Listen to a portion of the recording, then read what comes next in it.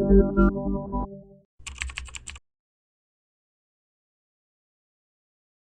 everyone, and welcome back to yet another episode of the Tech Crib podcast. Today, we'll be working on a brand new series, but before we unveil that series, let's talk about those we have on the show today.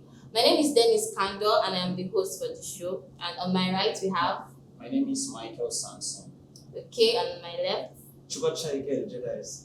thank you very much for joining us on today's episode. So, we'll be talking about the new series, which is the How To series.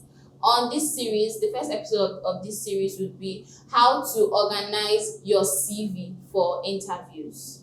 So, we know most people who apply for jobs, the basic requirement is that you should have a resume or that you should have a CV.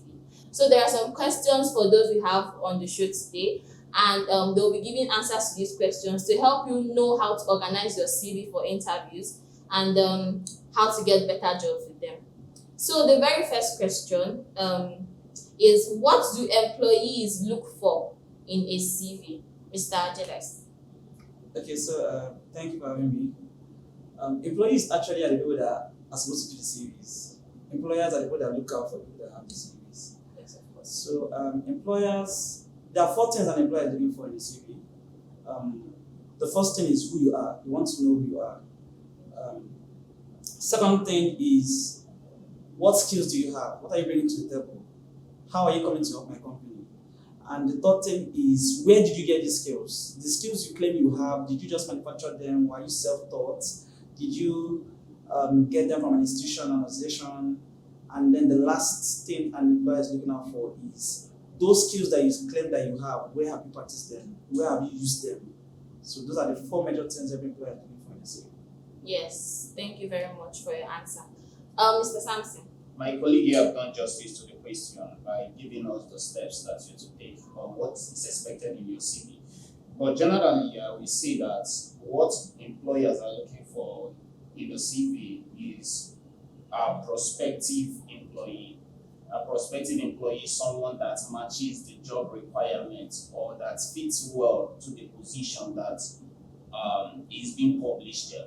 So that's why I advise people that whenever you're making application, you must ensure that your CV matches the job requirements, because that's where we come to the types of CV. Because if I tell you to put your skill, put your experiences, where you get your experiences, your background, every other thing, then you notice that most jobs don't need those things.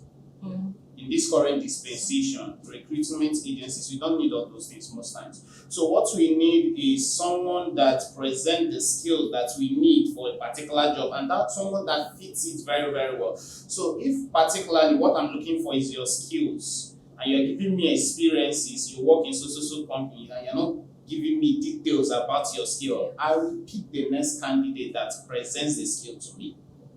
So it's very, very much important that you understand what the job is all about, what is needed for this job, how can I present myself for this job to be considered first.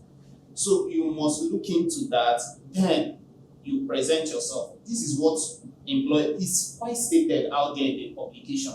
This is the person that we are looking for, this is the candidate. So match yourself whether you are that right candidate for that job. So I think that is what the employers are looking for. Yes, exactly. I feel like you touched some other areas in some of the questions we are going to ask subsequently, but I picked some things from your answers. Most importantly, in a CV, you need to have your skills, of course, then experience, which is subject to some jobs you want to apply for, and then where you've worked on based on the skills that you have in that CV. These are some of the things based on different job descriptions that are really needed in a CV. Okay, so the next question, how long should a CV be? How long should it be? I once sent out a LinkedIn job notification about, let's say, a year ago when I was working with a tech education firm. So we are looking for a graphics instructor. Okay. And then some people, I read resume, so we're like 5 pages. The whole narration, description, their mother did this, their father did that. You will read CV and you just be tired. Even me, that, let me say, like, I had to take time to arrange my own. If I now see I know when I see a bad CV, Yeah. when it is way too long. So how long really should a CV be? Okay. Should I go first? Yes, yes. Okay, so a CV just needs to be as long as you can communicate what you can do. All right. So there are some particular industries that your CV can be as long as, especially a professional field like a doctor. You need to tell us where you have worked on, the citations, research that you have carried out. All those things must be captured in your CV, and your CV can be that long. If you're a civil engineer, of course, your CV is going to be long because you need to tell us where you have worked, jobs that you have carried out. Right? If you are a lawyer, your CV is going to be long. So most professionals, their CVs are long, but we advise that you should keep your CV as short as possible. At most 3 pages, at least 2, at least 1. And if I keep it as simple as possible, apply the KISS principle. Keep it short. Keep it short. Alright, so Okay. Mr. Samson, what do you think? Yeah, your CV must be brief. Yeah, you must communicate to the job. That's what I tell people. So, in fact, of recent, I don't think that most job or recruitment agencies consider long CVs, even 2 pages. So, what you'll be seeing published there is a resume. So, that's where it comes to what is the difference between a CV and and a a resume. resume. Yeah. So, a resume is 1 page, just a page, a single page. And that resume should contain those specific things that is required. While for the CV, you can have as much as 2-3 pages. What I tell people is at most 4 if you're going for an advanced executive position. Well, I do make executive CVs for people too, but I always encourage them to let this keep this at number 2. Let's not exceed it. Because the question you should ask there is that how long does it take recruiters to pick a candidate? It doesn't take us up to 15 seconds. Yeah, based on So to scan through what a you CV. see. Yeah. So what we just go is the first thing that captures, oh, this person is talking rubbish. We wave it to the dustbin and go to the next person. So you must communicate first what you are. Let's know you. Let's know what you have. Let's know what you are bringing to us. Let's know the benefits we are going to gain from you. That is the most important. As much as you have communicated that, even if it is in 5 lines and it goes well with what we need, what stops us from picking you up for interview? Nice. I also have like a sub question to these answers you've given. For some resumes now, like most people that I've met, they tell me that if you add your name, the next thing that should come should be like what you do. Let's say Dennis Kando, then tech educator, or Dennis Kando, product manager. You see some people adding up to like 3 to 4 things. Maybe you see graphic designer, UI designer, then it's conflicting. And then they say, okay, because it's conflicting, you just create like 3 different resumes for your 3 different skills. What's your idea? I think that's the best way. 3 different resumes for 3 different roles that you fit so well to. Because if you're giving us 1 resume, you're trying to kill this bird with you're just trying to kill 5 birds with 1 bullet. My dear, all of them will fly away and you never even catch them. That is what it entails. So you must specify, this is where I'm heading to, this is what I have. Because the skills that matches these roles are quite different. In as much as they can be complementary in one way or the other, they are quite different in application. Let's say graphic designer, you want to work in a product development phase. Your activity there is quite different from your activity as a graphic designer. Because a graphic designer might be using more of Adobe Photoshops and the rest of it. While if you are going for the product development, you're using Figma. You get it's quite different. So you have to tailor this. This is where I am. Then you can relate this. I also have this basic knowledge in this. It gives us the confidence that this person knows where he's heading to. Yeah, that's true. Thank you so much for that clarification. Okay, so for the 3rd question, I wasn't really sure if this question had to be added, but I still wanted to ask because there are so many ways people write CVs and they like to use different styles when writing. Like if you're adding the header for a company you worked for, it has to be like a different style or a different font. So really, what font is best to use when writing your CV, or what style is best to use when writing a CV? Okay, I don't think there's any preferred style and font. Just make it legible. Let the recruiter see and understand. Make the writing in a way that the person can actually understand and read it. Shekina.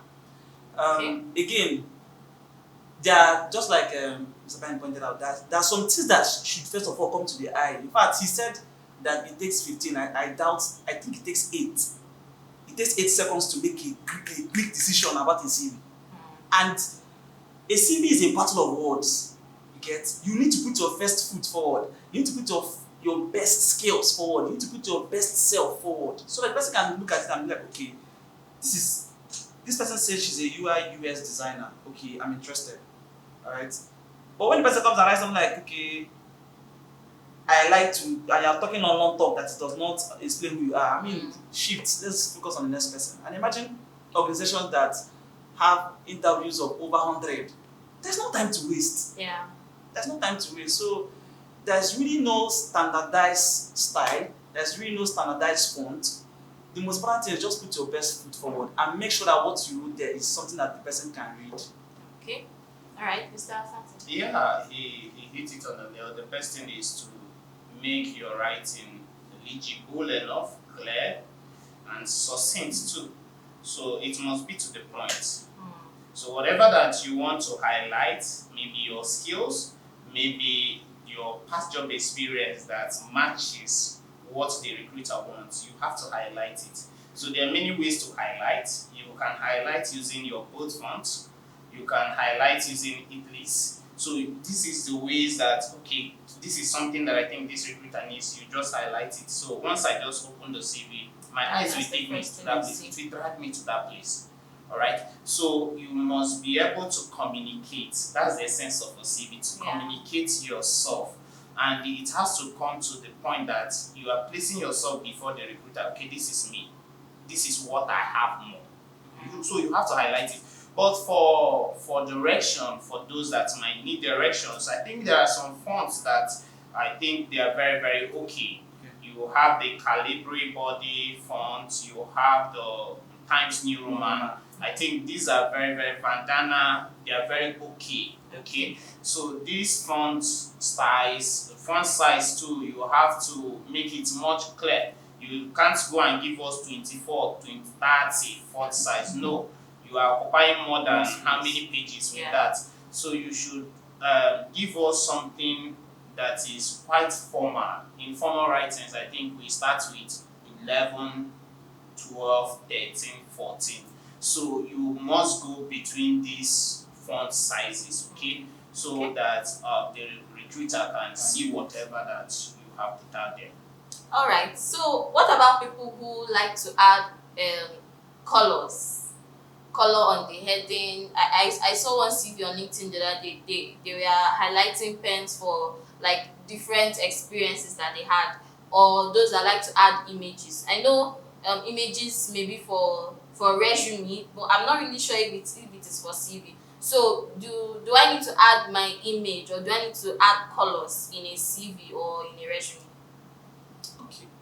Okay, Yes. well, images, I believe that, okay, if we go on with recruitment laws that's of recent, when you have your images, you are creating two things for the employer. Possibly I have your image and I don't like your face, I won't pick you. Sincerely. Or you put your image there and your image is communicating another thing, I won't pick you too. Maybe it's a selfie. Alright? So most times why we advise people not to put is in the recruitment law, because people have their biases. We are human beings that recruit. Yeah. So we have our biases. So most times we see you, man, you are not looking professional in your image. We won't consider you. We just take you as an anyhow person. So your image is not selling you out, though. That is the truth. It's not. But at some point, it can sell you out. At some point, it can sell you out. I know some specific rules in Nigeria. If you put it, man, you're on your way to that place. Okay, but yes, but it does not. At most, if you are someone that is looking for jobs abroad, please delete it. It's not necessary. Okay, if you're someone that is looking for jobs in top organization, delete it. It's not necessary. When they call you for formal job recruitment processes, they will collect your passport and any other thing that they need. I think with that we have come to the end of today's series and today's episode. We really learned a lot.